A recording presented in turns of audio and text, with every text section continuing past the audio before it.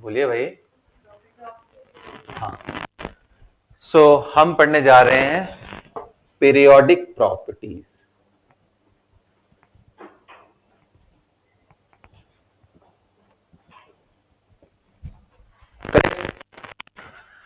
अब जो हमारे काम की चीजें हैं इसके अंदर, वो पीरियोडिक प्रॉपर्टी में कौन कौन सी काम की चीजें हैं मैं एक बार लिस्ट कर लेता हूं, फिर इसके बाद एक एक करके पढ़ते हैं। एटॉमिक साइज सबसे पहला है, एटॉमिक, करेक्ट। दूसरा क्या है? Ionization energy.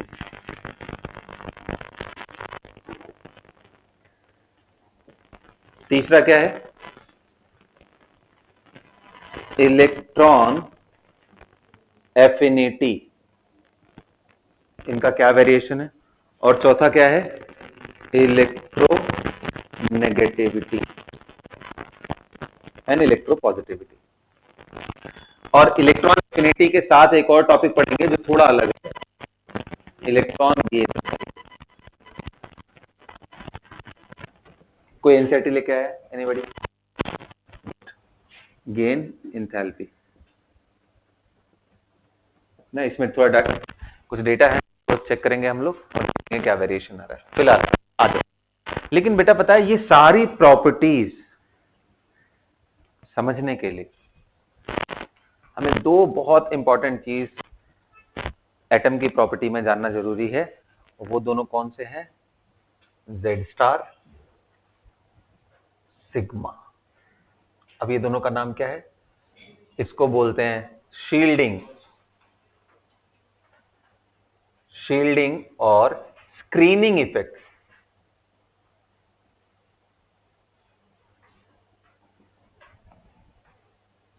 इसको क्या बोलते हैं? Effective nuclear charge. ठीक है, आज हमारा क्वांटिटेटिव डिस्कशन नहीं होगा इस पे, मतलब कितना आएगा ये वैल्यू इस पे नहीं, बल्कि कैसे वेरी करता है इस पे। जिनको इस पे इंटरेस्ट है, आप मुझे पिंग कर देना, मैसेज कर देना, I will share you one detailed video जिसमें इसके कैलकुलेशन पे भी मैंने बात किया।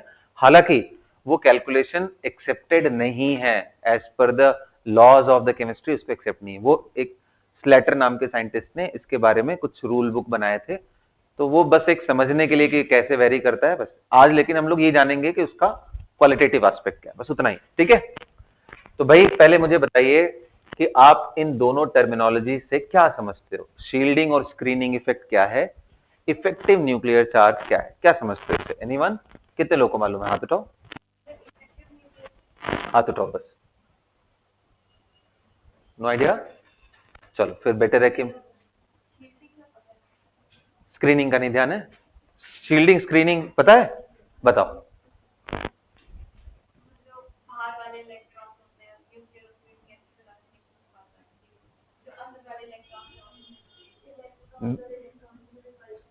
बिल्कुल सही, बिल्कुल सही, बिल्कुल बढ़िया, एकदम सही जा रहे हो। तो देखो होता क्या है बच्चों, आपको मालूम है कि अगर मैंने सोडियम एटम भी लिया है ना, तो सोडियम के फर्स्ट सेल में कितने इलेक्ट्रॉन होते हैं? 2। नेक्स्ट सेल में 8 और नेक्स्ट सेल में, अभी मैं मॉडर्न क्लासिफिकेशन नहीं करूंगा वरना मुझे 1s2 2s2 सब दिखाना पड़ जाएगा। तो मैं एकदम नॉर्मल सा, बिल्कुल वो सर्कुलर वाला जो गलत है, बट फिर भी मैं उसको ले रहा हूं समझाने के लिए। ये बताओ इसमें प्रोटॉन कितने हैं बेटा? 11। तो 11 प्रोटॉन इसके न्यूक्लियस में, तो बेसिकली इसका Z कितना हो गया? 11, कि भाई 11 प्रोटॉन अंदर प्रेजेंट। अब आप बताओ इसके फर्स्ट सेल में कितने इलेक्ट्रॉन है, सेकंड में कितने, सो डॉट डॉट डॉट, और लास्ट में कितना है? तो अगर मैं एक बात आपसे पूछूं कि चलो भाई ये आखिरी वाले इलेक्ट्रॉन जो एकदम आउटर मोस्ट सेल में है, इसको अंदर कितने प्रोटॉन मिल करके फोर्स लगा रहे हैं अंदर के लिए? तो आप बोलोगे सर पूरे 11 प्रोटॉन। अरे भाई जब हम फोर्स लिखते हैं तो फोर्स इज इक्वल टू क्या होता है? K Q1 Q2 upon R square.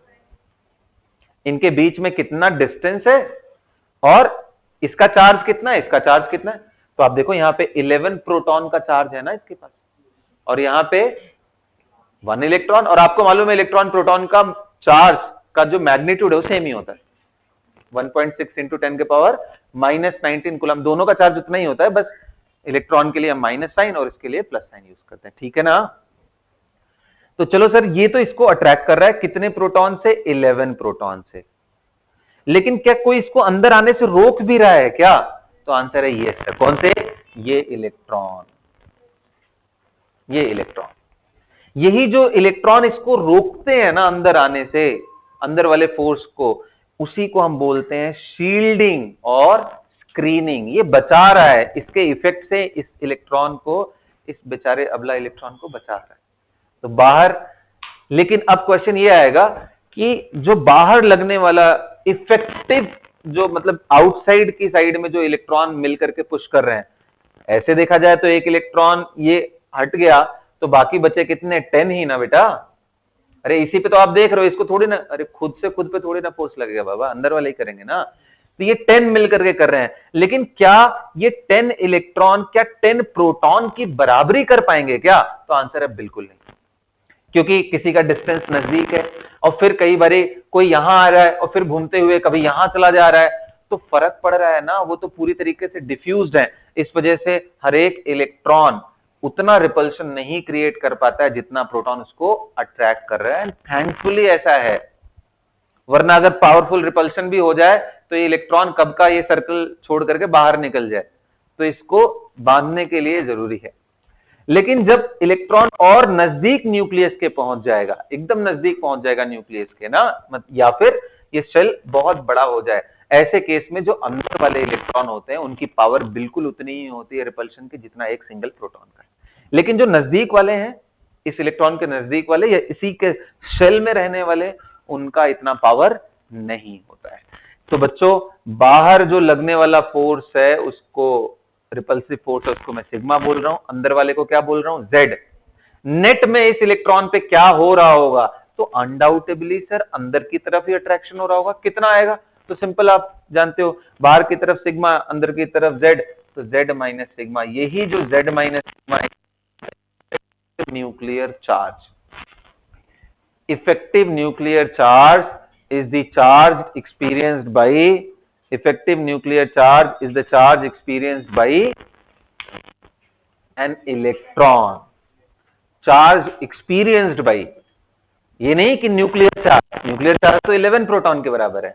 कितना वो अनुभव कर रहा है, और वो अनुभव किसका कर रहा होगा? अंदर कितना खींच रहे हैं, बाहर कितना धक्का दे रहे हैं, उसका जो नेट रिजल्टेंट आएगा वही देख रहे हैं। तो that is right as Z minus sigma. तो ये रिलेशन हमेशा याद रखना। तो हमारे लिए काम का स्पीसीज क्या है भाई, मतलब काम की चीज क्या है हमारे लिए? ये है जेड स्टार। जेड हमारे काम का नहीं है।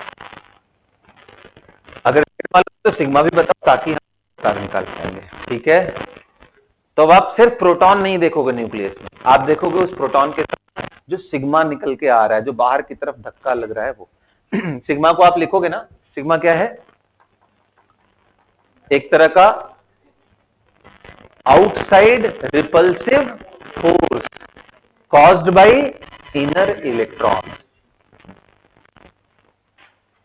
और ये ध्यान रखना, कभी भी सिग्मा एक्सीड नहीं कर सकता है जेड से, it will be much lower than Z.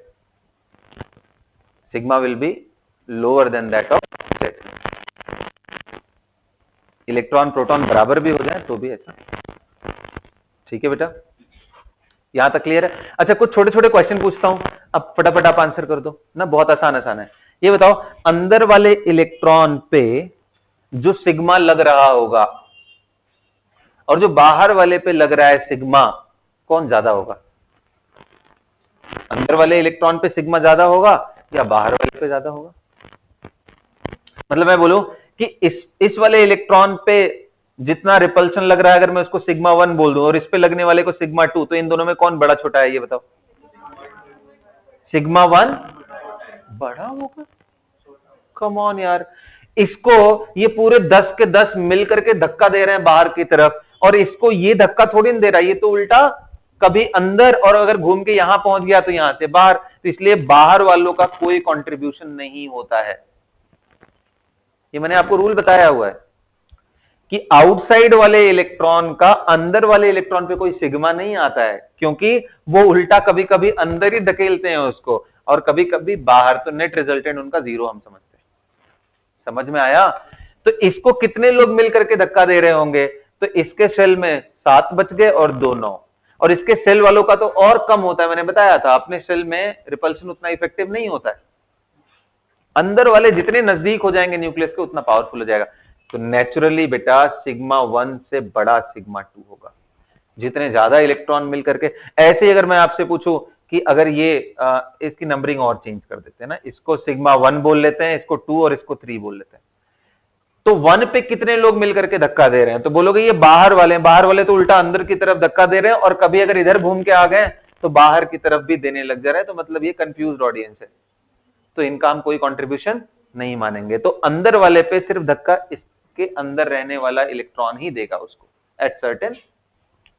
तो सिग्मा 1 विल बी लोवेस्ट और सिग्मा 3 विल बी हाईएस्ट, अगर मैं रीनंबरिंग कर दूं तो ध्यान रहेगा ना।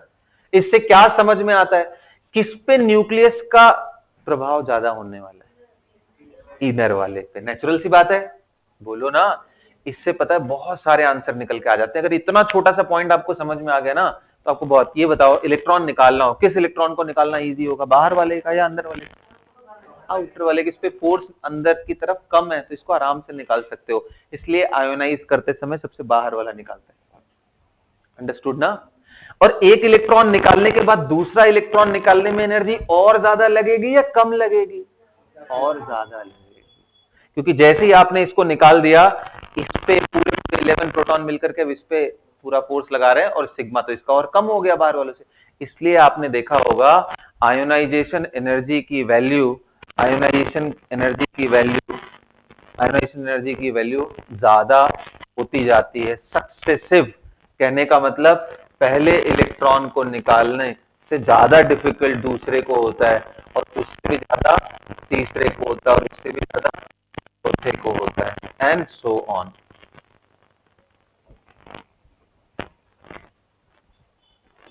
ना, this is just because of this reason. समझ में आया ना? तो ये बात ध्यान रखना। अब मैं एक बस स्टेटमेंट लिखवा दे रहा हूं एक जगह के लिए, तो आपको खुद ही क्लैरिटी आ जाएगा। चलो, तो मैं काम करता हूं, सोडियम का कॉन्फ़िगरेशन लिखता हूं, 1s2 2s2 2p6 3s1। अगर मैं आपसे बोलूं कि बेटा सिग्मा ऑफ 1s से ज्यादा क्या होगा, सिग्मा ऑफ 2s, उससे ज्यादा किसका होगा, सिग्मा ऑफ 2p, और उससे भी ज्यादा क्या होगा, सिग्मा ऑफ 3s। समझ गए ना? ये पहला स्टेटमेंट। दूसरा क्या, अरे ये समझ आ रहा है ना? नेक्स्ट क्या, नेक्स्ट कितने लोग कह रहे हैं, जेड स्टार सबसे ज्यादा किस पे होगा, 1s पे। 1s will be highest, then Z star of 2s, then Z star of 2p, and then Z star of 3s। अब जेड स्टार ही हमारा इफेक्टिव फोर्स है जो अंदर की तरफ लेके आ रहा है, अगर उसका हाईएस्ट, तो इस इलेक्ट्रॉन को निकालने में हमें तकलीफ ज्यादा पड़ेगी। तो यहीं से हमने लिखा कि भाई पहले इलेक्ट्रॉन जो 3s से निकल रहा है उसको निकालने में ज्यादा सहूलियत होने वाली है, आराम से।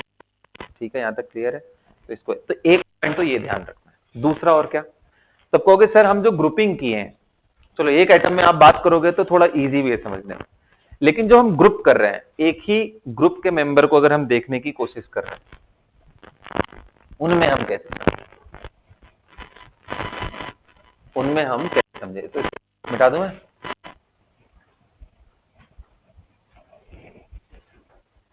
चलो, एक ग्रुप की बात एकदम आखिरी में करूंगा, कुछ और चीजें भी कर लेते हैं। लेटेस्ट कंसिडर, ये बड़ा फेमस केस और खूब क्वेश्चन पूछे जाते हैं, iso electronic species. Iso electronic species. अब आइसो इलेक्ट्रॉनिक स्पीशीज का मतलब ही आप जानते हो, सेम इलेक्ट्रॉन। अब मैं बात कर लूं किसकी, Na+, Mg2+, एल्यूमिनियम 3+, ना, और उसके बाद मैं थोड़ा F- O2- N3- कर लूं,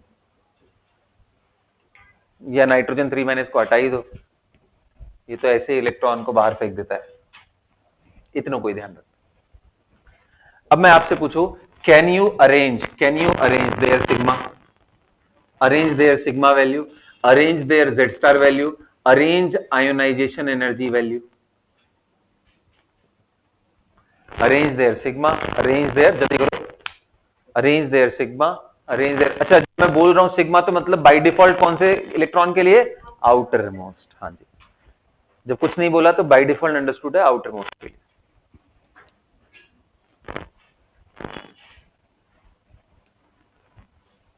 बोलिए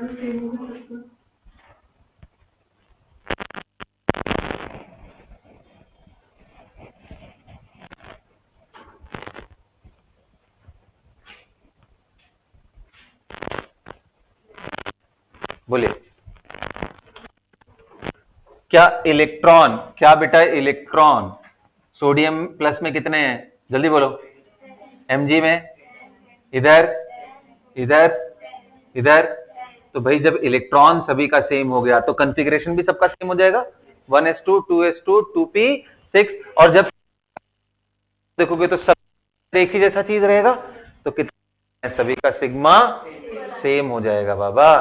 sigma of Na plus must be equal to sigma of Mg2 plus must be equal to sigma of Al3 plus must be equal to dot dot. Sigma तो बराबर हो गया, लेकिन क्या सभी का Z बराबर है क्या, सबका एटॉमिक नंबर बराबर है क्या? नहीं सर, इसका एटॉमिक नंबर कितना है 11, इसका कितना है 12, इसका कितना है 13, ये Z की मैं बात कर रहा हूं, और इसका कितना है 9 और इसका कितना है 8। तो भाई साफ साफ समझ में आ रहा है सिग्मा सेम है, जिसका Z कम हुआ तो सिग्मा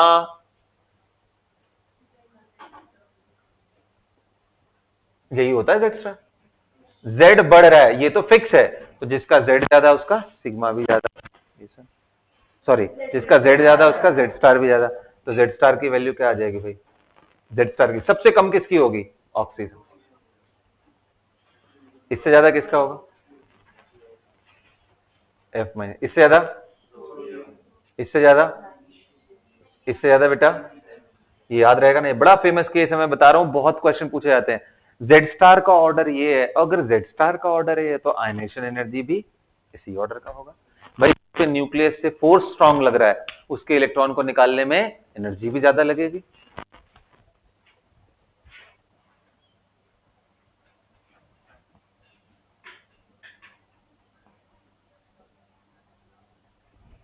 एंड सो ऑन।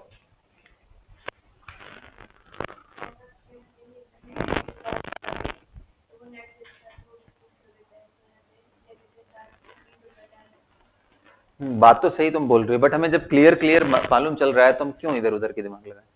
जब हमें पूरी क्लैरिटी आ रही है तो हम क्यों इधर उधर दिमाग।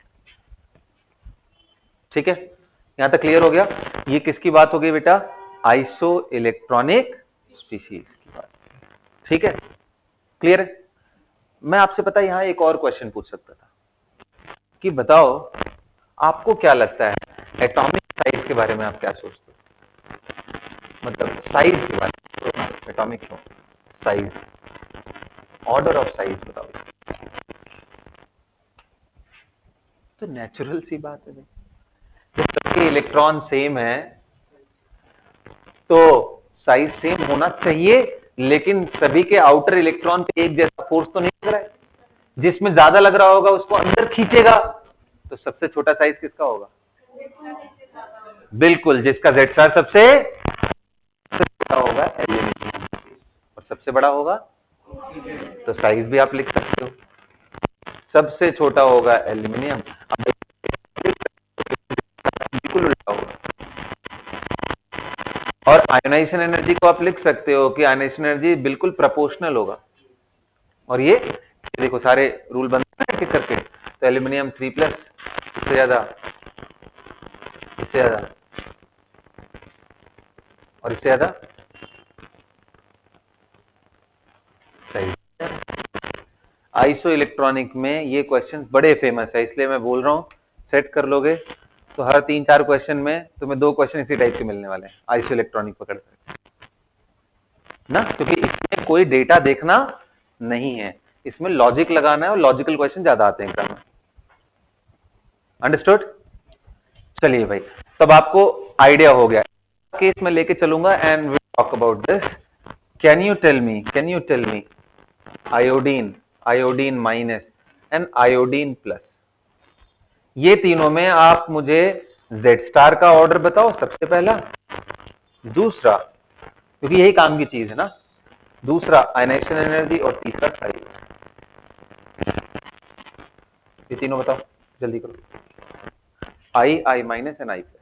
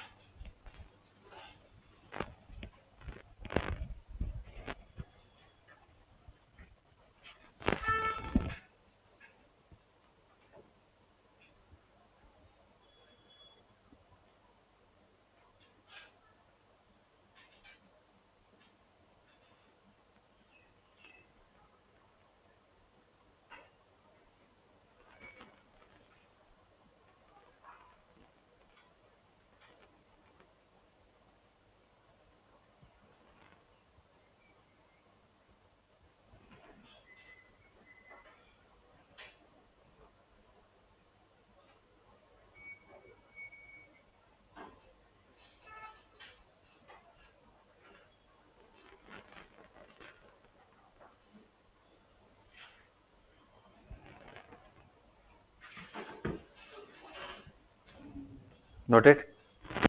ये बताओ मुझे।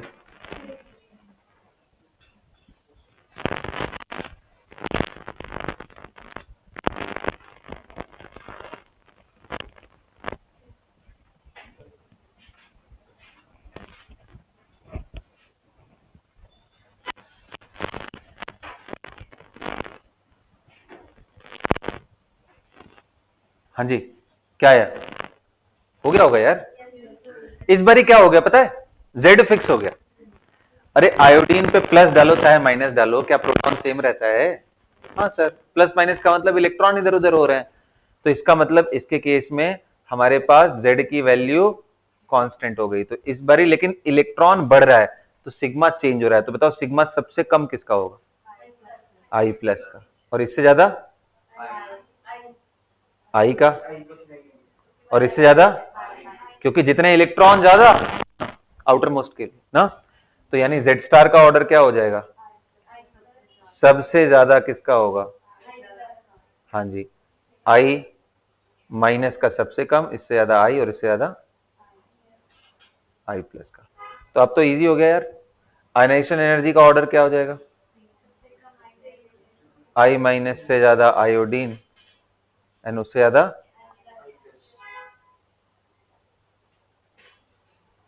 और साइज सबसे बड़ा I माइनस फिर आयोडीन एंड फिर। सिंपल था ना यहां तक? चलो अब ये तो आपको समझ आ गया।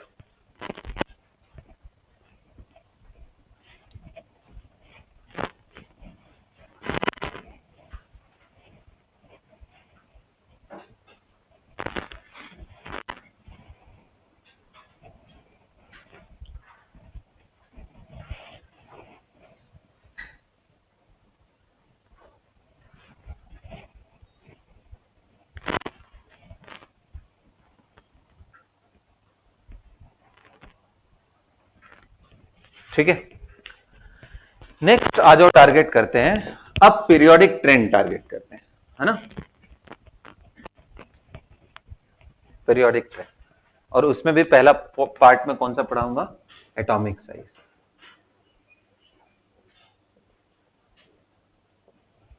करेक्ट। तो आ जाओ पीरियोडिक ट्रेंड देखते हैं पहले। Hydrogen, lithium, sodium, potassium, rubidium, caesium and francium. फिर यहां से बताओ बेरिलियम,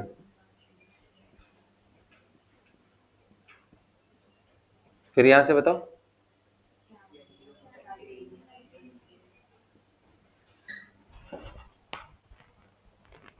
यहां से बताओ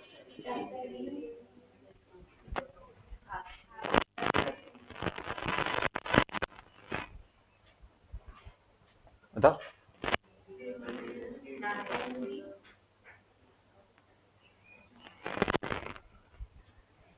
याद करने के लिए बोला था ना, तब कब याद करोगे तुम लोग?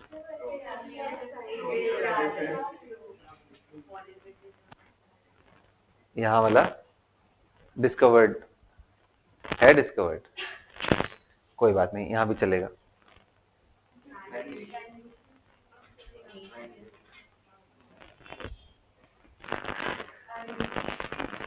इसको ऐसे याद करते हैं, फेरस, FeRuOH, फेरस।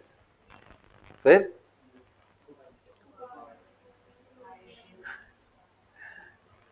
कॉलेज रहना इरिटेटिंग ना, फिर निकल के पकड़ के पीटो, NiPD कॉपर आ जाओ।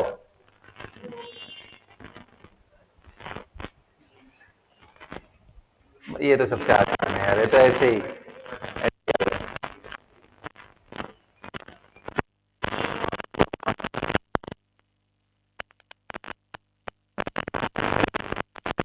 फिर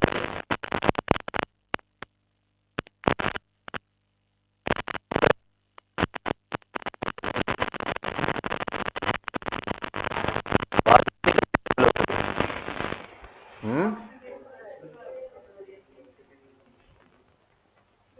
फिर कल बाहर आई आंटी,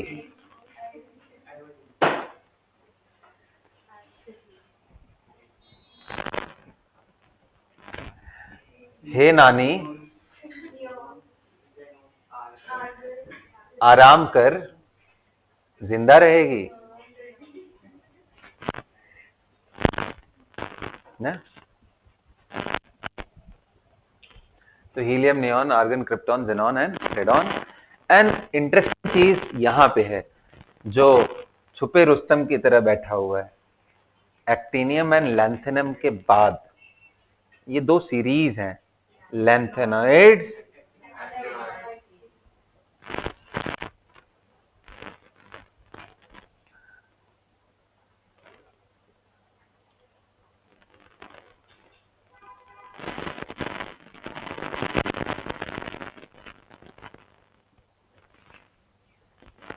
याद करो यार तुम लोग, ठीक है, मजा तभी आएगा।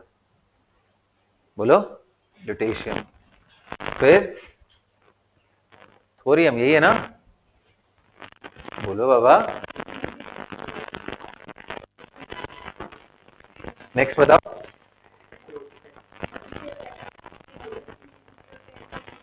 सिंबल बताओ। टी ए है ना?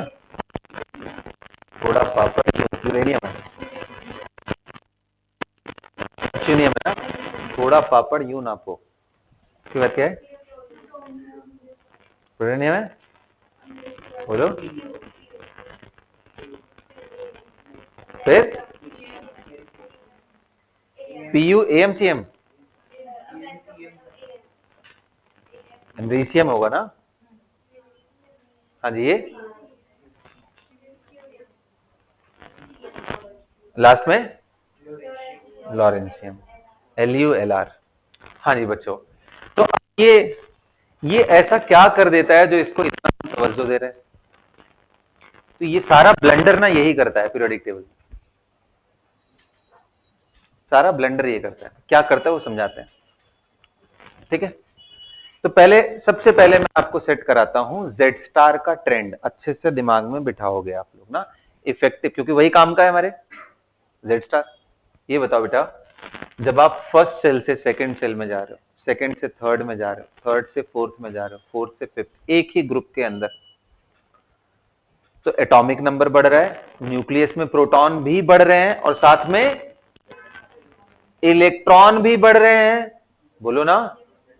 लेकिन बढ़ने का पैटर्न बड़ा इंटरेस्टिंग था। इंटरेस्टिंग सा ये है कि ऐसा नहीं हो रहा है कि एक इलेक्ट्रॉन एक प्रोटॉन, तो मैंने प्रोटॉन बढ़ा दिया इसी जगह पे और इलेक्ट्रॉन यहीं का यहीं बढ़ा रहे हैं, सेम सेल में नहीं बढ़ रहे हैं। जैसे ही मैं हाइड्रोजन से लिथियम में आया तो कहानी कुछ अलग हो गई, 3 प्रोटॉन है पीपीपी, लेकिन सेल भी 2 होती, यहाँ 2 इलेक्ट्रॉन और यहाँ। जैसे ही मैं सोडियम में जा रहा हूं तो सेल और बढ़ गया, बोलो बाबा। तो बच्चों, जब कभी भी इलेक्ट्रॉन भी बढ़े, सेल भी बढ़ जाए, तो आप बताओ, जैसे जैसे इलेक्ट्रॉन दूर होता जाएगा वैसे वैसे अंदर वाले इलेक्ट्रॉन का पावर बढ़ जाएगा ना, रिपल्शन का मैंने बताया था, जो न्यूक्लियस के नजदीक होते हैं इलेक्ट्रॉन वो ज्यादा रिपेल करते हैं। तो यहां, और मैंने ये भी बताया था कि जब बहुत नजदीक हो जाए तो ऐसे केस में repulsion power of single electron is equal to attracting power of proton. क्या होता है, शुरू में ना जेड स्टार पहले दूसरे एलिमेंट तक के लिए बढ़ता है, यहां तक, उसके बाद लगभग कांस्टेंट हो जाता है, क्योंकि जितने इनर शेल में इलेक्ट्रॉन, वो तो पूरा पूरा प्रोटॉन को गायब ही कर दे रहे हैं, खाई जा रहे हैं, तो जो बचे हुए हैं उनका इंपैक्ट एक जैसा है, इसलिए जेड स्टार इज कांस्टेंट।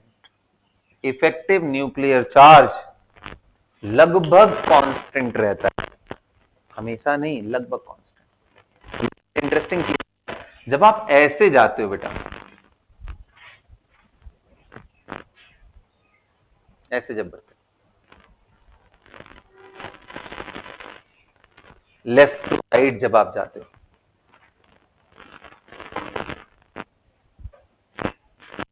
तो क्या होता है, बोलो। तो आप ध्यान से देख पा रहे हो क्या, लिथियम में कॉन्फ़िगरेशन 1s2 2s1, और इसके बाद बेरिलियम में ध्यान देना 1s2 2 है, 2s नहीं है, फिर 1s2 2s2 2p1, अभी 2 नहीं है, मतलब सेल सेम ही रह रहा है उस उसमें इलेक्ट्रॉन आते जा रहे हैं, और जब सेम ही सेल में इलेक्ट्रॉन ऐड होते जाएं तो उनका रिपल्शन पावर प्रोटॉन के अट्रैक्शन के बराबर नहीं होता है। तो जब बराबर नहीं होगा तो एक एक प्रोटॉन भी बढ़ रहा है, एक एक इलेक्ट्रॉन भी बढ़ रहा है, लेकिन जो अट्रैक्ट होने की एबिलिटी है, डिफरेंस लोगे तो नेट में वो बढ़ता ही जाएगा। समझ पा रहे हो मेरी बात? मैं बोल रहा हूं लिथियम से बेरिलियम गए, एक इलेक्ट्रॉन भी बढ़ा, एक प्रोटॉन भी बढ़ा, लेकिन क्या इलेक्ट्रॉन प्रोटॉन को बैलेंस कर रहा है? नहीं सर, क्योंकि सेम सेल में ऐड हो रहा है तो इलेक्ट्रॉन की रिपल्शन पावर वीक होती है। तो हर एक इलेक्ट्रॉन के एडिशन और प्रोटॉन के एडिशन सेम सेल में जब भी आप करोगे तो नेट इंक्रीज होता है Z स्टार का 0.85 के आसपास, सॉरी 0.85 ज्यादा हो गया, 0.65 के आसपास इंक्रीज होता है। हर बार एक एक इलेक्ट्रॉन एक एक प्रोटॉन ऐड करते जाओ। इसलिए बोलते हैं कि जब आप पीरियड में चलते हो लेफ्ट टू राइट तो Z स्टार पक्का बढ़ता है। जब आप ग्रुप में चलते हो तो पहले शुरुआत के एक दो एलिमेंट तक बढ़ता है, फिर नियरली कांस्टेंट रहता है। तो ग्रुप ट्रेंड ऐसा है कि Z स्टार इज कांस्टेंट, और पीरियड ट्रेंड कैसा है? इंक्रीजेस। ये लाइन आप लिख लो, इतना समझाने के लिए इतना पापड़ बेला मैंने, जल्दी लिखो, लिखो पहले, उसके बाद बात करना, क्वेश्चन ही खत्म नहीं होते तुम्हारे। लिखो, effective nuclear charge value gradually increases when we move in a period from left to right. और याद रहना चाहिए, when we move in a period from left to right. When we move in a period from left to right. Got it? Gradually increases. Understood ना? और ऊपर से नीचे जाते हैं एक ग्रुप में तो हाँ नियरली कांस्टेंट। आप लिख लो, the value of Z star is nearly constant when we move from top to bottom, when we move from top to bottom in a group, when we move from top to bottom in a group. हो गया? अब देखो इसके थोड़े पंगे हैं। किसके पंगे हैं? ग्रुप के। पीरियड में कोई दिक्कत नहीं है, लेफ्ट टू राइट जाने पे हमेशा बढ़ता जाएगा। ग्रुप में क्या पंगे कि सर यहां तो देखो थोड़ा बढ़ रहा था, उसके बाद कांस्टेंट हुआ। दूसरा, जैसे ही बेटा आप यहां आ जाते हो ना, लैंथेनम एंड एक्टिनियम के ये ग्रुप मेंबर्स होते हैं। अब आप ध्यान से समझना, होना क्या चाहिए कि भाई हम ऊपर से नीचे आए, ये लगभग Z स्टार कांस्टेंट होना चाहिए, ठीक है ना? इधर से इधर जब जाए तो इससे ज्यादा इसका Z स्टार होना चाहिए, क्योंकि लेफ्ट से राइट जाने पे हमारा वही कहानी। यहां और ग्रेजुअल होना चाहिए, मतलब यहां पे अगर मान लो से फॉर एग्जांपल कुछ वैल्यू 10 आ गया पास और उसके आगे चलते ऐसे बढ़ता जाना चाहिए। लेकिन के बीच में अब देखो एक प्रोटॉन नहीं है, कितने प्रोटॉन का गैप हो गया? लैंथेनम के बाद सीरियम 14 प्रोटॉन का गैप हो गया न्यूक्लियस में। तो यहां से यहां जब आप आते हो तो एक सब्सटेंशियल ग्रोथ मिलता है, किसमें? Z स्टार की वैल्यू। और ये इतना बड़ा होता है, ये ग्रोथ इतना ज्यादा होता है कि पूरे पीरियोडिक ट्रेंड को ये डिस्टर्ब कर देता है। अभी आगे मैं समझाऊंगा क्या क्या प्रॉब्लम आती है। और ये प्रॉब्लम यहां से शुरू होती है और ये कंटिन्यू करती है, और इसका असर कार्बन फैमिली तक देखने को मिलता है ना। इसके इंप्लीकेशन अभी दिखाता हूं क्या क्या होते हैं, बट ये प्रॉब्लम समझो यहां तक देखने को मिलता है। तो यहां तक क्लियर है? तो यहां से यहां आने पे Z स्टार बढ़ता है, लेकिन एकदम से सडन जंप आ जाती है। तो जब सडन जंप आ गया यहां पे, तो अब तो भाई ऊपर से नीचे जाएंगे तो उल्टा ही कहानी हो जाएगा, कांस्टेंट कहां रह गया? तो इसलिए मैं बोल रहा था यहां थोड़ा लफड़ा है। वही प्रॉब्लम यहां पे होता है। बोरॉन से जब एल्यूमिनियम जाते हो तो इनके बीच में कोई गैप नहीं, मैग्नीशियम के तुरंत बाद एल्यूमिनियम आ रहा है। समझ रहे हो? लेकिन कैल्शियम एंड गैलियम के बीच में ये 10 लोग भाई साहब बीच में आ गए,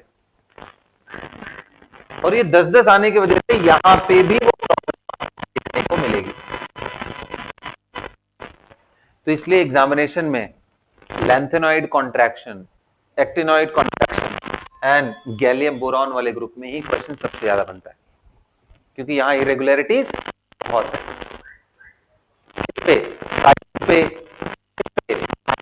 एनर्जी जेड स्टार नहीं पूछता है एग्जाम में, जेड स्टार तो छुपी हुई चीज है, मेन तो पूछता है जो काम की चीज है, आयनाइजेशन एनर्जी हो गया, साइज हो गया, इनके बारे में पूछा जाए। समझ आया? तो यहां तक क्लैरिटी हो गई। अब आगे बढ़ते हैं। तो ये बात आप लिख लेना, there is a huge jump of Z star when we move from lanthanum to hafnium due to what? The presence of lanthanoids. Due to the presence of lanthanoids.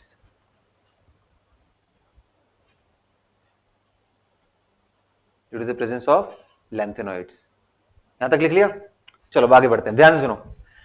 Atomic size किस पे डिपेंड करेगा? किस पे depend करेगा? तो sir दो चीजों पे, एक तो ये कि कौन से सेल में इलेक्ट्रॉन है, भाई फर्स्ट सेल में है कि सेकंड सेल में है कि थर्ड सेल में है, क्योंकि सेल बढ़ाते जाओगे तो साइज बढ़ता जाएगा, ये सुनो। लेकिन इनवर्सली प्रोपोर्शनल किसके होगा? Effective nuclear. भाई अट्रैक्शन ज्यादा हो गया तो कॉन्ट्रैक्ट हो जाएगा थोड़ा। तो मुझे ये बताओ, ऊपर से नीचे जब जाते हैं तो क्या सेल नंबर बढ़ता है या नहीं बढ़ता है? इसका इलेक्ट्रॉन 1s1 में है बाहर वाला, इसका किसमें है? 2s1 में, इसका किसमें है? 3s1, इसका किसमें है? 4s1, इसका किसमें है? 5s1, इसका 6s1, इसका 7। तो भाई साफ साफ समझ में आ रहा है सेल नंबर बढ़ रहा है, और जेड स्टार कांस्टेंट है, जेड स्टार ऑलमोस्ट कांस्टेंट है, बट सेल नंबर बढ़ रहा है, जिसके वजह से इसमें एटॉमिक साइज बढ़ता जाता है। तो एटॉमिक साइज का ट्रेंड क्या है? एटॉमिक साइज का ट्रेंड क्या है? हाँ जी, इंक्रीजेस डाउन द ग्रुप। कहां कहां प्रॉब्लम आएगी फिर? जहां जहां ये लैंथेनॉइड ने तहलका मचा रखा है, यहां प्रॉब्लम आएगी कि जब यहां से आप आते हो तो बढ़ता है, बढ़ता है, यहां से टाइटेनियम से जिरकोनियम आते हो साइज बढ़ता है, लेकिन जिरकोनियम से हाफनियम आते हो साइज लगभग बराबर या थोड़ा कम ही देखने को मिलता है। तो ये कॉन्ट्रैक्शन क्यों हो गया? Due to lanthanoids. इसलिए इसका नाम ही क्या रख दिया गया? Lanthanoid contraction. याद रहेगा ना? तो जो लाइन लिखा है उसके नीचे लिखो, this sudden increase in Z star value, sudden increase in Z star value causes considerable contraction in size, considerable contraction in size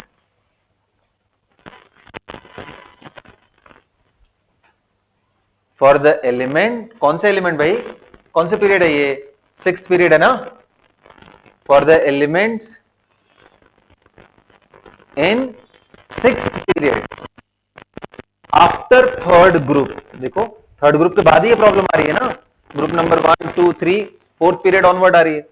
तो ये ध्यान रखना, 6th पीरियड के अंदर थर्ड ग्रुप के बाद प्रॉब्लम ज्यादा आती है, considerable contraction in size.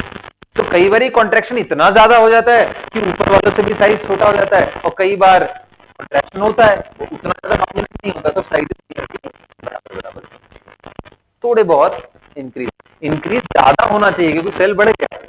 But अगर बराबरी पे भी लाते हैं एक्टिनॉइड कॉन्ट्रैक्शन बढ़ते क्यों नहीं है? क्योंकि मोस्टली ये सब रिएक्टिव एलिमेंट बारे में पढ़ा जाता है, इसलिए लैंथेनॉइड हमारे लिए ज्यादा जरूरी है। ठीक है, यहां तक क्लियर हो गया? तो भाई ऊपर से नीचे जाओगे, यहां साइज बढ़ेगा, यहां बढ़ेगा, यहां बढ़ेगा, ग्रुप 3 तक ओके है। कहोगे सर यहां पे भी प्रॉब्लम है। हाँ बेटा, यहां पे भी प्रॉब्लम होती है। बोरॉन से एल्यूमिनियम आते हो साइज बढ़ता है, एल्यूमिनियम एंड गैलियम का लगभग बराबर, बल्कि उल्टा गैलियम छोटा हो जाता है। पॉइंट्स में देखोगे तो आपको आइडिया लगेगा। यहां क्या प्रॉब्लम है, यहां तो कोई लैंथेनॉइड है नहीं, यहां डी ब्लॉक के मेंबर अचानक आने से इस पे ज्यादा असर पड़ गया। यहां भी तो 10 प्रोटॉन का गैप हो गया ना कैल्शियम और इसके बीच में, तो यहां बोलते हैं डी कॉन्ट्रैक्शन। यहां कौन सा वर्ड यूज करते हैं? तो आप बोलोगे बोरॉन से एल्यूमिनियम साइज बढ़ रहा है, एल्यूमिनियम से गैलियम लगभग बराबर है या बल्कि छोटा है, स्लाइटली स्मॉलर लिख लेना,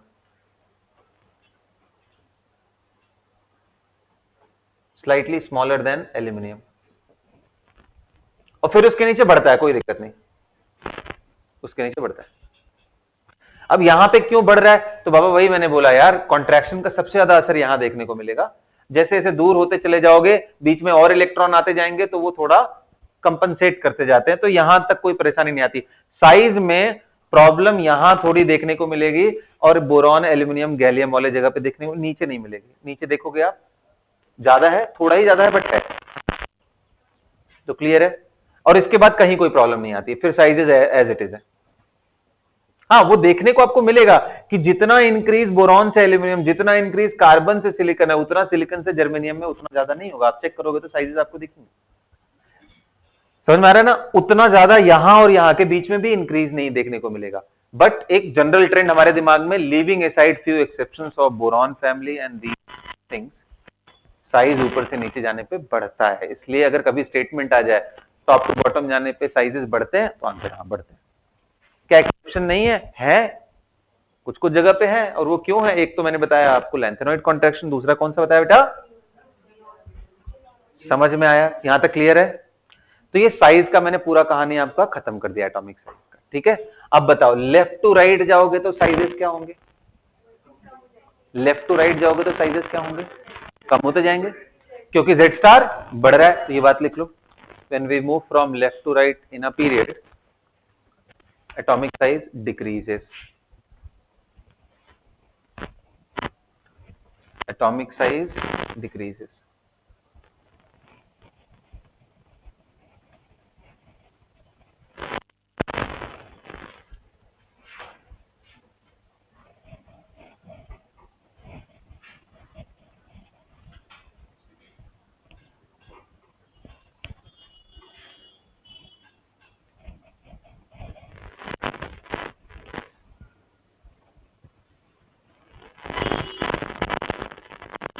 Atomic size decreases.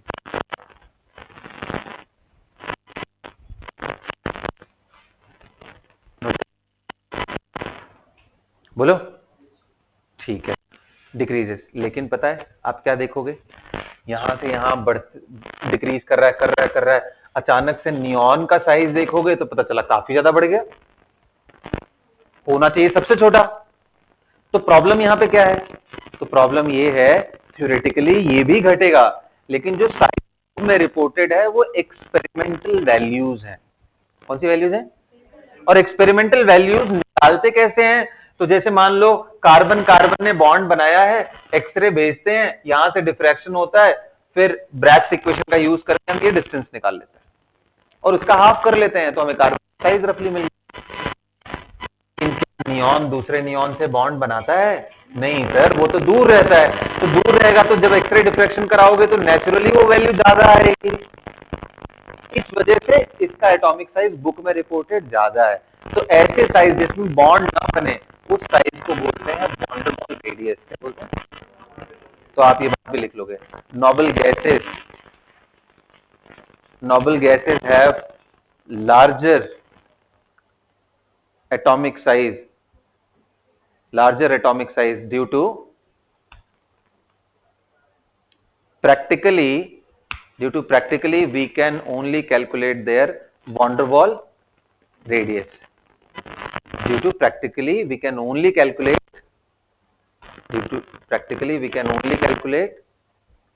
the atomic size, the van der Waal radius. क्यों भाई वॉन डेर वाल क्यों बना देख पाते हैं? क्योंकि वो कोई कोवेलेंट बॉन्ड बनाते ही नहीं, तो जब बनाएंगे नहीं तो नेचुरली दूर दूर होंगे, तो इस वजह से इनका ज्यादा।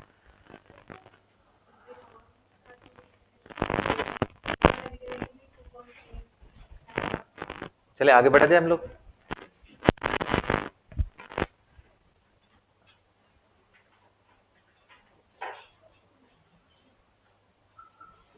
तो अपने क्वेश्चन क्लास में ना क्वेश्चन का वो एक सीरीज बना लिया, खत्म होने के बाद विल डिस्कस करेंगे, है ना। चले आगे बढ़े बेटा। तो यहां तक खत्म हो गया, साइज का पूरा क्लैरिटी आ गया आपको। अब मैं बात करता हूं second important property which is ionization, ionization energy. बताओ बेटा आयनाइजेशन एनर्जी डिफाइन कैसे करते हैं, लिख लेना इस पे क्वेश्चन आता है। Minimum amount of energy required to remove an electron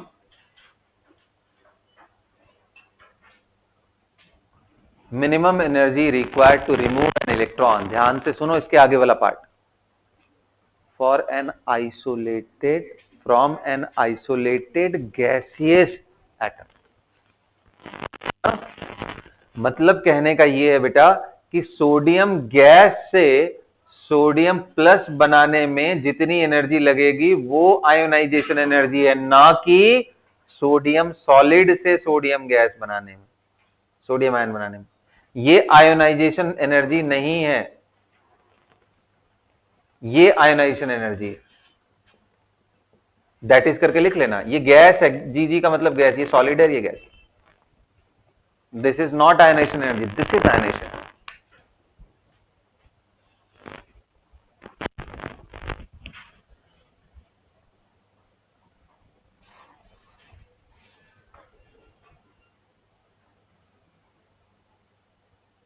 मुझे ये बताओ क्या आयोनाइजेशन एक्सोथर्मिक प्रोसेस है या एंडोथर्मिक? तो लिखो ionization is an endothermic process.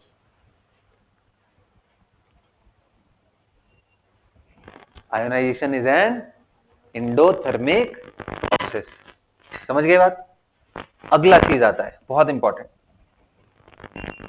Successive ionization energy की वैल्यू हमेशा बढ़ती जाएगी, वो मैंने पहले ही पढ़ा दिया। अब लिख लो, for a given atom IE1, पहला इलेक्ट्रॉन निकालने से ज्यादा एनर्जी दूसरे में लगेगी। For a given atom ionization energy will increase, successive ionization energy will increase ना। तब इसमें क्वेश्चन आता है क्या ग्रेजुअली इंक्रीज करेंगे या एब्रप्ट जंप भी आता है? क्या ग्रेजुअली इंक्रीज करेंगे या एब्रप्ट जंप भी आता है? तो देखो ध्यान समझो, यहां पे मैं जो बात बोल रहा हूं, सोडियम हो गया, इनके बाहर वाले सेल में कितने इलेक्ट्रॉन है? 1। और इसके अंदर वाले में क्या है? 1s2 2s2 2p6 3s। जब कभी भी बेटा इलेक्ट्रॉन सेम सेल से निकले तो ग्रेजुअल ही होता है, लेकिन सेम सेल के बजाय अंदर वाले सेल से निकलने लगे तो एब्रप्ट हाई हो जाएगा।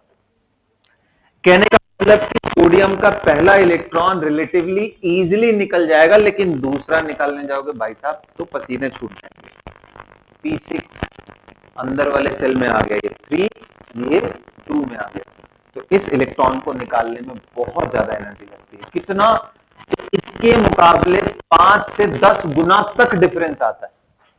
ये बहुत बड़ा जंप हो गया ना। तो आप देख लेना, तो कई बार ना इस पे बड़ा सिंपल, जैसे मान लो मैं बोल दूं कि बेटा एल्यूमिनियम का एनर्जी दिया है IE1 IE2 IE3 IE4 IE5 IE6 ऐसे करके दिया हो। मैं पूछूं बेटा कहां जंप सबसे ज्यादा मिलेगा एल्यूमिनियम में? तो आप बोलोगे सर एल्यूमिनियम के वैलेंस शेल में कितने इलेक्ट्रॉन होते हैं? बोरॉन फैमिली है, कितने इलेक्ट्रॉन होंगे भाई? 3 इलेक्ट्रॉन, NH2 NP1 होता है कॉन्फ़िगरेशन। तो थर्ड इलेक्ट्रॉन तक तो ठीक है, यहां तक ग्रेजुअली इंक्रीज करेगा, लेकिन इसका बहुत ज्यादा हो जाएगा। तो कई बार ऐसे बोल देता है, एक X करके एटम दे देगा, बोलेगा IE1 दिया है, 2 दिया है, 3 दिया है, 4 दिया है, 5 दिया है, बताओ इसके ऑक्साइड का फॉर्मूला क्या होगा? X2O होगा कि X2O3 होगा कि XO होगा? कौन सा होगा फॉर्मूला? तो आपको क्या चेक करना होगा कि वैलेंस में कितने इलेक्ट्रॉन है, और वो कैसे मालूम चलेगा? कहां पे एब्रप्ट जंप हुआ है, 4-5 गुने से भी ज्यादा जंप कहां पे हुआ है।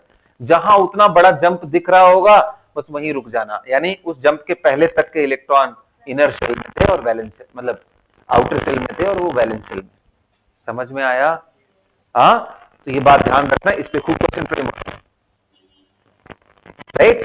तो ये बात लो, whenever electron is removed from inner shell, अंदर वाले जगहों से, then there is huge jump in ionization energy value. Then there is huge jump in ionization energy value. Then there is a huge jump in ionization energy value.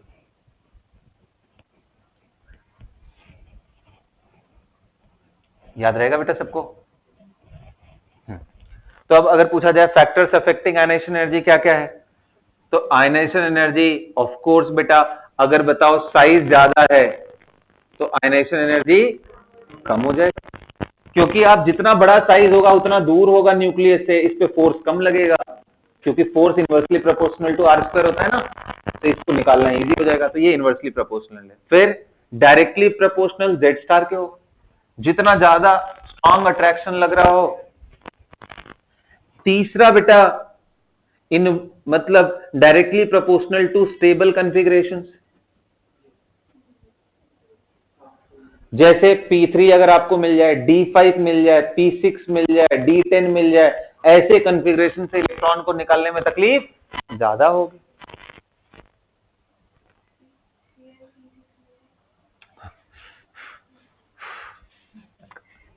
ठीक है। और same problem यहां पे आता है कि आयनाइजेशन एनर्जी, यहां पे भी एक नोट करके लिख लेना लास्ट में, कि NH2 से इलेक्ट्रॉन निकालना, ionization energy of this is greater than NH2 NP1 से। कहने का मतलब अगर किसी का कॉन्फ़िगरेशन NH2 है और किसी का कॉन्फ़िगरेशन NH2 NP1 है, तो वहां पे इससे थोड़ा ज्यादा लग जाएगा। ठीक है, इतनी बात अगर आप ध्यान रखते हो तो आयनाइजेशन एनर्जी में कोई प्रॉब्लम नहीं आएगी। मैं एक जगह दिखाता हूं आपको, एक जगह दिखाऊंगा, उसके बाद बाकी आप समझते रहना। जैसे देखो lithium, beryllium, boron, carbon, nitrogen, oxygen, fluorine, neon, ये सब एक ही पीरियड के एलिमेंट है। बोलो अब बताओ साइज इनका कैसे जा रहा है, घट रहा है। साइज घटेगा तो आयनाइजेशन एनर्जी तो ऐसा होना चाहिए, किसके हिसाब से बेटा, साइज के हिसाब से। ये सुनो, अच्छा इधर से इधर जाने पे जेड स्टार क्या होता है, बढ़ता है, तो आयनाइजेशन एनर्जी भी बढ़ना चाहिए क्योंकि डायरेक्टली प्रोपोर्शनल। तो एक और फैक्टर ने सपोर्ट कर दिया आयनाइजेशन एनर्जी का। अरे मैं क्या कर रहा हूं भाई, उल्टा कर रहा हूं क्या? साइज घट रहा है तो आयनाइजेशन एनर्जी बढ़ेगा ना। हाँ, तो ये ऐसा हो, साइज का ऑर्डर लिख दिया।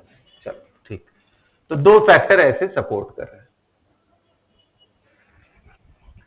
लेकिन तीसरा प्रॉब्लम कहां क्रिएट कर रहा है, जहां P3 हो। P3 कहां है, नाइट्रोजन का, इसका P4 होता है, इसका P2 है। तो नियम के हिसाब से P2 P3 P4 में, अरे बाकी सबके हिसाब से भाई इसका ज्यादा है, लेकिन इस स्टेबल कॉन्फ़िगरेशन की वजह से इसका ज्यादा होना चाहिए। तो भाई कितना दूर तक जाएगा, तो बुक में अगर देखोगे डेटा तो बस एक स्टेप आगे गया है, ऑक्सीजन से ज्यादा हो जाता है। इसलिए ये भी क्वेश्चन खूब पूछता है, नाइट्रोजन ऑक्सीजन में किसका ज्यादा, क्योंकि जो दिमाग ना लगाए उनको लगता है भाई लेफ्ट टू राइट जाने पर एनर्जी तो बढ़ता ही है, तो ऑक्सीजन ज्यादा होना चाहिए। बट यहाँ गेम हो जाएगा आपका, किसका ज्यादा है, नाइट्रोजन। ठीक है, ध्यान रहेगा ये। अगला पार्ट इंपॉर्टेंट, अगला पार्ट। अच्छा P6 वाला क्यों नहीं देख रहे, क्योंकि भाई साहब वो ऑलरेडी ज्यादा है, अब ज्यादा होके कहां जाएगा वो। ठीक है, इसलिए इसको देख नहीं रहे। अच्छा फिर और देख लेते हैं, ये कहां है, ये कहां है, तो NH2 NP1, तो कितने लोगों को दिख रहा है, यहाँ पे होता है सर 2s2 और इसका होता है 2s2 2p1, तो यहाँ पे भी इसका एक ही स्टेप ज्यादा, तो दो जगह इरेगुलरिटी आपको मिलती है, alkaline earth metal non family में, और दूसरा नाइट्रोजन एंड ऑक्सीजन फैमिली में। अरे आ रहा है क्या बात समझ में? हाँ, ये कौन सा ऑर्डर मैंने बताया है, IE1 का। फर्स्ट इलेक्ट्रॉन निकालने में जो तकलीफ आपको देखनी पड़े। मान लो मैंने IE2 पूछे, तो पहला इलेक्ट्रॉन निकालते ही कितने लोग बोल रहे हो कि सर पहला इलेक्ट्रॉन निकालते ही अगला इलेक्ट्रॉन लिथियम का 1s2 से निकलेगा, जबकि इसका 2s1 से निकलेगा, इसका 2s2 से निकलेगा, इसका 2s2 से निकलेगा, एंड सो ऑन, ऐसे ही चला जाएगा। कितने लोग कह रहे हैं बाकियों का तो सेकेंड सेल से और इसका इनर सेल से चला गया। तो भाई साहब अभी मैंने बताया था एब्रप्ट इंक्रीज होता है, तो ये भाई साहब बहुत ही आगे चले जाएंगे, सबसे आगे। तो सेकेंड आयोनाइजेशन एनर्जी पूरे पीरियड में सबसे ज्यादा लिथियम का हो जाएगा, नोबल गैस को भी पास कर जाएगा, क्योंकि सेल चेंज हो गया, बाकियों में सेल चेंज नहीं हो रहा है। इतना बड़ा फर्क मैंने बोला था ना, बहुत एब्रप्ट चेंज आता है इसमें, तो ये उसका प्रूफ है। ठीक, बाकियों का कैसे करोगे, बाकियों में वही रूल लगाओगे भाई, जहां P3 P4 हो रहा हो उसको इधर उधर कर लेना, जहां S2 P1 हो रहा हो वहां पे इधर उधर कर लेना। जैसे S2 P1 का मतलब इसको ज्यादा कर लेना कार्बन से, ऐसे ही P2 P3 आ रहा होगा, ऑक्सीजन फ्लोरीन में आगे पीछे कर लेना, इतना ही। समझ आ गया? तो पीरियड के अंदर आयनाइजेशन एनर्जी का ट्रेंड समझ आ गया। अब आ जाओ, सुन लो, ध्यान से सुन लो, बस खत्म ये कहानी। ग्रुप के अंदर कैसे करेंगे, ग्रुप के अंदर, तो ग्रुप के अंदर कितने लोग देख रहे हो, साइजेस नीचे जाने पे बढ़ते हैं, Z star nearly constant, configuration सब कुछ आइडेंटिकल, तो घटता है साइज के हिसाब से, घटता है ना।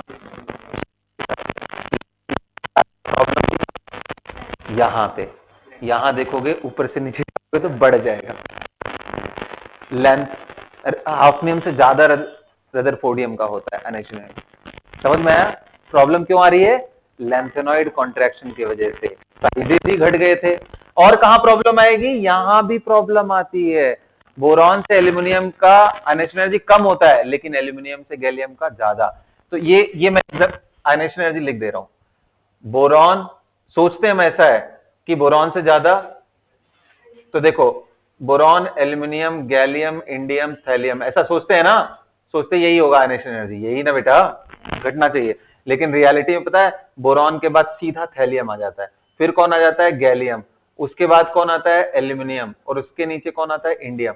ये याद रखना, this is ionization energy 1 of boron family. बाकियों में सिर्फ यहीं पे प्रॉब्लम आती है, जैसे मैंने बोला था यहां तक आता है कार्बन फैमिली में, ये लगातार घट रहा है, सिर्फ लेड का ज्यादा हो जाता है टिन से, ड्यू टू लैंथेनॉइड कंट्रैक्शन का इफेक्ट है यहां तक, बस यहां तक है, इसके आगे कोई प्रॉब्लम नहीं, इसके आगे तो एक्सेप्शन में ये है, यहां से बाकी सब जगहों पे नॉर्मल है, एक यहां वाला भी है। बोरॉन फैमिली में कई ज्यादा है, कार्बन में सिर्फ एक जगह है, उसके बाद नॉर्मल। तो आयनाइजेशन एनर्जी बच्चों मैंने आज आपका खत्म कर दिया, बाकी टॉपिक छोटे छोटे हैं, अगली क्लास में देखते हैं। That's all for the class.